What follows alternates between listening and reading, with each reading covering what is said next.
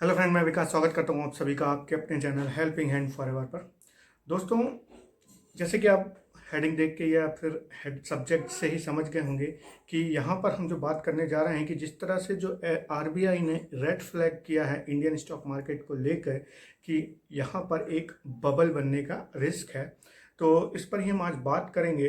तो क्योंकि ये रेड फ्लैग अपनी एनुअल रिपोर्ट जो बनाई है आरबीआई ने 2020-21 की, उसमें बोला है। और इसमें उन्होंने बताया है कि जहां अगर कंट्री की जीडीपी में देखें तो 8% का कॉन्ट्रैक्शन देखा जा रहा है, यानी कि 8% का दबाव, 8% या उससे ऊपर का दबाव देखा जा रहा है। वहीं इक्विटी मार्केट में एक बहुत शानदार तेजी देखने को मिल रही है, ज़बरदस्त उछाल देखने को मिल रहा है। उन्होंने कहा कि अगर हम सेंसेक्स को ही देखें, जो कि बेंचमार्क है एक, उसको ही देखें तो जहां जनवरी 2021 को, यानी कि लगभग 20 जनवरी 20 से 21 जनवरी के आसपास सेंसेक्स 50,000 क्रॉस किया था, वहीं 15 फरवरी 2021 तक इसने अपना पीक 52,000 के ऊपर का जो है पीक भी बना लिया था। तो अब इसी बारे में अगर हम बात करें तो क्या वाकई यहाँ पर हमारे मार्केट में एक बबल बन रहा है, तो उससे पहले हमको जानना पड़ेगा कि बबल बनता कैसे है और कितनी स्टेजेस होती हैं एक जो है इक्विटी मार्केट का बबल बनने में। तो यहाँ पे दोस्तों आपको बताऊं तो टोटल जो है 5 स्टेज होती हैं एक बबल को मतलब बनने में। एक किसी भी इक्विटी या किसी भी असेट्स के जो बबल को बनने में 5 स्टेजेस लगती हैं। उसमें पहला स्टेज आता है डिस्प्लेसमेंट का। जी हाँ, डिस्प्लेसमेंट वो होता है जब बहुत से इन्वेस्टर एक पर्टिकुलर असेट या फिर कहें कि न्यू टेक्नोलॉजी की तरफ या फिर न्यू असेट की तरफ अपना इन्वेस्टमेंट करना चालू कर देते हैं, जिससे उस पर्टिकुलर असेट में ज़बरदस्त उछाल होने लगता है। तो अब जैसे कि हम अभी देखें तो इंडियन मार्केट में पैसा लिक्विडिटी है, मतलब जिनके पास पैसा है अभी दे डोंट हैव कि उनको खर्च करने के ऑप्शंस नहीं है। ट्रैवलिंग बंद है, फूड बंद है, एवरीथिंग जिसमें वो बहुत सा जो पैसा बाहर जाता था किसी दूसरे खर्चों में वो बंद। तो अब वो पैसा इक्विटी मार्केट में आ रहा है। तो चलिए यहाँ हम देखेंगे कि किस तरह से जो इंडिविजुअल इन्वेस्टर्स का पार्टिसिपेशन बढ़ा है आगे इस वीडियो में। चलिए अब हम देखते हैं कि इसकी दूसरी स्टेज क्या होती है। तो दूसरी स्टेज होती है दोस्तों बूम। जी हाँ, इस स्टेज में एक पर्टिकुलर असेट है, हम मान के चलते हैं कि स्टॉक वो स्लोली जो है एक गेन यानी कि प्राइस में एप्रिसिएशन देखना चालू कर बढ़ता है, जिससे कि और ज़्यादा पार्टिसिपेशन आता है इन्वेस्टर्स का उस असेट में और धीरे धीरे उसका जो है प्राइस बढ़ना चालू हो जाता है। इसके बाद आती है तीसरी स्टेज। जी हाँ, तीसरी स्टेज होती है यूफोरिया। जी हाँ, यहाँ पर अब जो है लोग उस पर्टिकुलर असेट में क्या रिस्क है या उसके फंडामेंटल्स क्या है उसको पूरी तरह से दरकिनार कर देते हैं और किसी भी प्राइस पे उस असेट को या कहें कि उस स्टॉक को लेने के लिए तैयार रहते हैं और वो उसे खरीदते ही चले जाते हैं बिना उसके किसी फंडामेंटल को देखे हुए।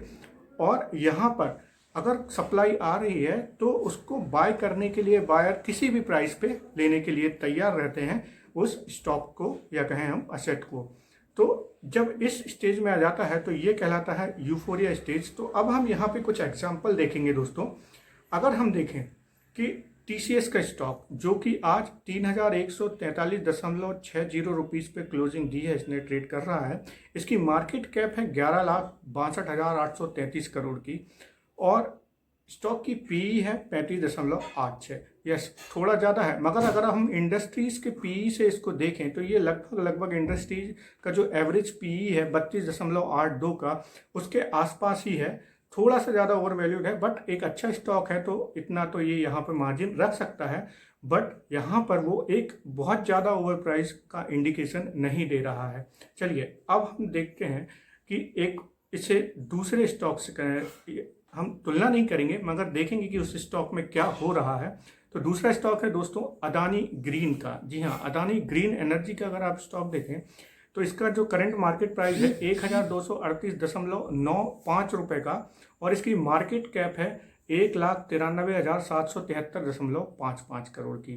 तो अगर हम देखें तो यहाँ पर पी जो है इसका वो हम यहाँ पर टीटीएम देख रहे हैं, यानी कि लास्ट 12 मंथ्स के अगर जो 4 क्वार्टर्स के रिजल्ट हैं उसके आधार पर अगर देखें तो वो 1041.13 का जो है यहाँ पर पी आ रहा है। और हालांकि अगर हम इसके जो इंडस्ट्री पी का एवरेज बताते हैं जो भी बिजनेस वेबसाइट है वहाँ पर वो आ रहा है 18.72, यानी कि 18.72 का। अब यहाँ पर आपको दोस्तों देखना होगा कि एक कंपनी जिसका मार्केट कैप लगभग 1,93,000 के आसपास है, 1041 के पी मल्टीपल पर ट्रेड कर रही है। क्या ये जस्टिफाई करता है? 1238 का इसका प्राइस है और जो पी मल्टीपल आ रहा है वो 1041 का, यानी कि अर्निंग करने के लिए जहां टीसीएस को ₹1 अर्न करने के लिए आपको 35 से 36 रुपये देने यानी कि लग रहे हैं, वहीं अदानी ग्रीन की ₹1 अर्निंग में 1041 की जो है आपको इन्वेस्टमेंट करनी पड़ रही है। तो कितना महंगा है? क्या ये वाकई में ये वैल्यू डिजर्व करती है ये कंपनी? ऐसा नहीं है कि अदानी ग्रीन कोई ख़राब कंपनी है। They have very good fundamental in term of business, बहुत अच्छा बिजनेस है उनका। बट यहाँ पर आप देखिए कि क्या उनकी अर्निंग उनके शेयर प्राइस को जस्टिफाई कर रही है, ये चीज़ आपको देखनी पड़ेगी। अगर हम देखें, अगर प्राइस वाइज देखें कि इतना एप्रिसिएशन हुआ है ये प्राइस, इसके जो प्राइस में, वैसा ही एक स्टॉक है टाटा स्टील। टाटा स्टील भी अगर कुछ दिनों पहले लगभग 500 की रेंज से 450 से 500 की रेंज में ट्रेड कर रहा था, आज देखिए तो वो स्टॉक 1000 के ऊपर ट्रेड कर रहा है। तो हम अगर टाटा स्टील के फंडामेंटल्स या फिर टाटा स्टील के जो है फंडामेंटल्स यहाँ पर चेक करें तो टाटा स्टील का भी प्राइस चल रहा है 1103.50 के आसपास। इसकी मार्केट कैप है 1,24,308 करोड़ की और कंपनी की पीई है ₹16.60 की। जी हाँ, ₹16.60 की, 16.60 की इनकी जो है पीई है। और इंडस्ट्रीज़ की जो पीई है, एवरेज पीई, वो 14.08 की है। तो यहाँ आप देख पा रहे हैं कि जो स्टॉक हैं, अगर टाटा स्टील को देखें तो वो जस्टिफाई कर रहा है, इवन प्राइस अप्रिसिएट हुआ है, बट वहाँ पर जो है पीई उतना ज़्यादा नहीं है उस स्टॉक का। क्यों? क्योंकि उसकी अर्निंग्स जो हैं उसके प्राइस को जस्टिफाई कर रही हैं और वो कहीं से भी उतना ज़्यादा ओवर वैल्यू नहीं दिख रहा है जितना कि जो है अदानी ग्रीन को आप देख सकते हैं। तो यहाँ पर देखिए दोस्तों, जब यूफोरिया स्टेज में आता है तो यही कंडीशन होती है बहुत सी जो है इन्वेस्टर के साथ। जो इंडिविजुअल इन्वेस्टर्स होते हैं वो एक ईजी मनी होते हैं और जब उनको दे डोंट वरी अबाउट, और उनको जो प्राइस है वो जस्टिफाई करा दिया जाता है एक तरीके से, तो उन्हें लगता है कि यहाँ से जो है इस स्टॉक में या इस एसेट में बिल्कुल जो है एक इन्वेस्टमेंट बनता है और वो प्राइस की परवाह किए बिना भी जो है वहाँ पर एक इन्वेस्टमेंट करते चले जाते हैं। तो ये तीसरा स्टेज होता है जो है यूफोरिया का। चौथा स्टेज इसके बाद आता है वो होता है प्रॉफिट बुकिंग का। जी हाँ, अब यहाँ पर जो ये प्रॉफिट बुकिंग स्टेज आता है तो एक बबल क्रिएट हुआ। अब यहाँ पर जो है स्मार्ट मनी है, देखिए easy money and smart money, आगे मैं आपको बताऊंगा कि ये दोनों मनी कौन सी हैं। तो जब स्मार्ट मनी होती है वो अपना पैसा यानी कि प्रॉफिट निकालना चालू कर देते हैं और स्मार्ट मनी उस स्टॉक से निकलना यानी इट गोज आउट, वो बाहर निकलना चालू कर देती है। और जैसे ही ये स्मार्ट मनी निकलना चालू करती है, स्टॉक्स में एक जो है डिक्लाइन देखा जाता है। अब ये डिक्लाइन कंटिन्यू होता है क्योंकि स्मार्ट मनी कंटिन्यू बड़े चंक में जो है बाहर निकल रही होती है। इसके बाद जो स्टेज आती है, पांचवी स्टेज, वो है पैनिक। पैनिक यहाँ पर जो होता है इन्वेस्टर्स में, वो उस बबल में एक पिन चुभोने का काम करता है। जी हाँ, जैसे ही इन्वेस्टर के बीच पैनिक आता है, वो बहुत तेज़ी से उस स्टॉक से जो है पैसा निकालना चालू कर देते हैं और जिस भी प्राइस पे उन्हें एग्जिट मिलता है वो उस प्राइस से स्टॉक से एग्जिट लेना चालू कर देते हैं। और यहाँ पर बहुत शार्प डिक्लाइन देखा जाता है उस असेट या स्टॉक में और वहाँ से वो पूरी तरह से नीचे डाउन ट्रेंड पे चालू हो जाता है, या कहें कि स्टॉक क्रैश हो जाता है या असेट वो जो है क्रैश होने लगता है। तो ये 5 स्टेज हैं जो कि एक बबल को पूरे होने में लगती हैं। अब यहाँ पे दोस्तों मैंने बात किया था आपसे कि easy money and smart money, तो जो रिटेल इंडिविजुअल इन्वेस्टर्स होते हैं उनका जो पैसा होता है एक बहुत इजी मनी होता है, यानी कि दे डोंट वरी अबाउट कि फंडामेंटल्स कैसे हैं स्टॉक के। एक उन्हें थोड़ा साधारण सी भी आप जानकारी दे देंगे तो वो स्टॉक में जो है इन्वेस्ट करने के लिए तैयार हो जाते हैं। वहीं अगर देखें तो जो FIIs की मनी होती है, FIIs की मनी जो होती है वो एक स्मार्ट मनी होती है, बिकॉज वो पूरी तरह से उस स्टॉक का जो है अपना पूरा फंडामेंटल एनालिसिस करते हैं और एक एक चीज़ को बारीकी से देखने के बाद उन्हें पता होता है कि कब उन्हें एंट्री करना है और कब यहाँ से एग्जिट ले लेना है। तो उसी टाइम जो है स्मार्ट मनी जो है पुल कर लेती है अपना एक पैसा बहुत अच्छे टाइम पे, और कहीं ना कहीं रिटेल इंडिविजुअल इन्वेस्टर कभी कभी फंस जाता है क्योंकि वो उतना ज़्यादा जो है एनालिसिस नहीं कर पाता। कि अगर 2016 से अभी तक जो है, जो एफआईआई का इन्वेस्टमेंट या एफआईआई का पैसा जो है कम आना हुआ है स्टॉक एक्सचेंज में, क्योंकि जहां 2016 में इनका जो परसेंटेज था यानी पार्टिसिपेशन था वो लगभग 33% का था, सॉरी 23% का था, जो कि अब 11% पे आ गया है। वहीं अगर देखें तो रिटेल इंडिविजुअल जिसे कि इजी मनी कहते हैं, उनका जो है यहाँ पे परसेंटेज बढ़ा है। और अगर हम पिछले साल का देखें 2019-20 में, तो ये था लगभग 39% के करीब, और इस साल बढ़कर 45% पे आ गया है, जैसे कि एनएससी के डेटा पर हमको शो होता है।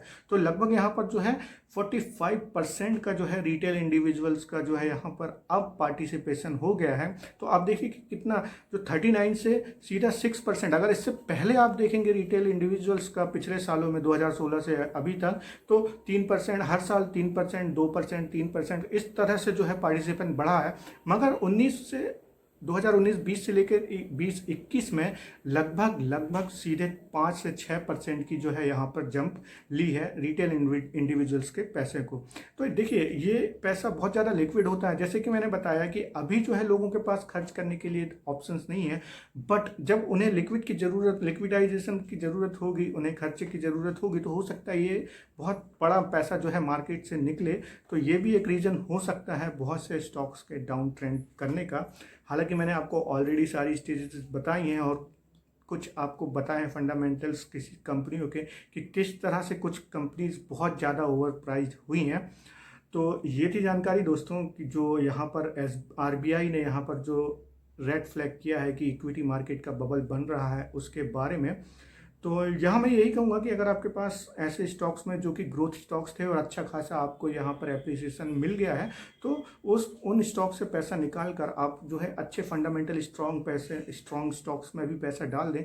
क्योंकि अगर वो स्टॉक 4 या 5% भी गिरते हैं तो अपने वैल्यूएशन से थोड़े नीचे आ जाते हैं और वहाँ पर एक अच्छी डिमांड देखने को मिलती है, तो वापस से वो जो स्टॉक्स हैं एक अच्छे लेवल पे आ जाते हैं या फिर ऊपरी लेवल जो उनका था वो टच करने लगते हैं। मगर अगर एक फंडामेंटली जिसका फंडामेंटल ख़राब है या फिर एक बहुत ज़्यादा ओवर प्राइस स्टॉक है और वो नीचे जब गिरता है, तो फिर जो टॉप प्राइस है जिस पे बड़े प्राइस पे, ऊंचे प्राइस पे अगर रिटेल इन्वेस्टर फंसा है, तो वो प्राइस दोबारा उसको पाना बहुत मुश्किल हो जाता है जब तक वैसा ही यूफोरिया उस स्टॉक के लिए ना बने।